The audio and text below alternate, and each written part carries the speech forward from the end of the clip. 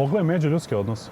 Kao pogledaj odnose dečka i devojke, pogledaj odnose drugarica, pogledaj odnose tih kao drugara, brate. Pogledaj to, jer zanemari posao. Naprave, ne naprave pare, nebitno. Ali pogledaj u što su se pretvorili ljudski odnosi. Nije to stvar posla, to je stvar ličnosti, brate. U šta se pretvorio čovjek? Koju percepciju života imaš, brate? Ka čemu ti težiš? Šta su tebi? Šta kao koncept porodice? Koji koncept porodice, brate?